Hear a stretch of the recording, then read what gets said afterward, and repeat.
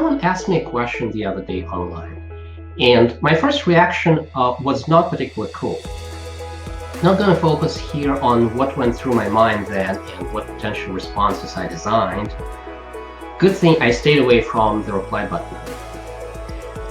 As I stepped away from the first reaction, took a deep breath and recognized and analyzed that reaction, it became clear to me that the reaction itself was not to the content of the question, but to the way it was asked. It started with the why. And yes, I know I'm aware of the whole mantra where we start with why. So what I also observed that the whole movement there does not focus on the why questions, but on the reasons we are doing things, kind of a parallel to the outcomes versus outputs conversation. So what I want to talk about today is the power and dangers that come with that power of the why questions.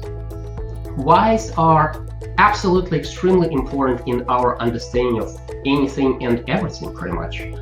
We use them extensively in brainstorming, for example, as in 5 why techniques, and they work perfectly there. However, what we should notice that there, they are primarily turned towards the problems, the actions, events, and not to the people and their behaviors. In coaching, we try to avoid coaching the problem and doing our best to dig under the layers and layers and look at the naturally creative, resourceful, and whole person behind those layers. That's where the why questions are quite dangerous, and they can be quite good at the same time. Coaching is about creating new awareness. Why questions are rarely about that. Whys are about analysis, rationalization, maybe justification. When you ask those why questions in the coaching conversation, they can present an extremely powerful pivot from building awareness to rationalization of a specific aspect of that conversation. And there might just as well be a good and well thought out coaching reason for that. It also reminds me of the 3 things that makes us learn better: testing, spacing, and interleaving. And the latter, interleaving, is all about the diversity of activities as we are learning. So switching from awareness building to rationalization to back to awareness building might be a good way to enhance clients' learning, for all I know. With that said, coaches need to be highly aware of the potential side effects of the why questions. First and foremost, a potential defensive reaction. Asking a why question, we subtly ask the client to rationalize and justify their behaviors and actions.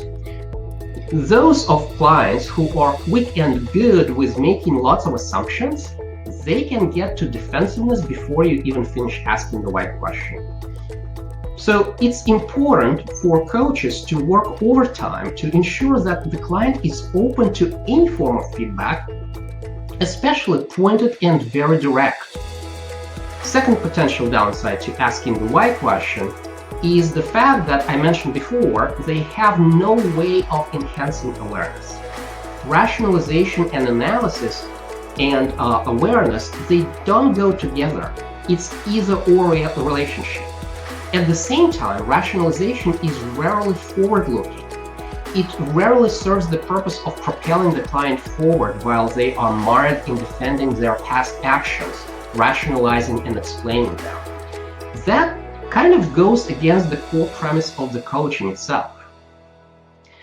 It's also the tone of the question, your intonation, your stressing specific words, your pace of speech.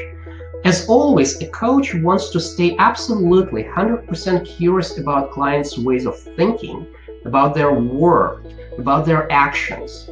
Asking the why question with genuine curiosity and care for the client goes a long way to prevent the potential defensiveness and pushback, and to allow client the space to consider the depths of the question and decide which way they want to go with it. So you as the coach gotta have a lot of rapport with the client to ask why questions. You gotta be willing to sacrifice some of that rapport on the instinctive pushback reactions. You got to be willing and able to rebuild that rapport real quickly and hope that the question and answer to it were worth the sacrifice.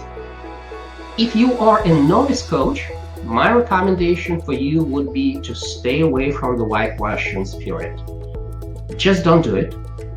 There is more downside in it for you. As you get more comfortable in your skin and with a variety of fledgling and growing competencies, you might start playing with the why questions more deliberately. So with that said, good luck on your fascinating coaching journey.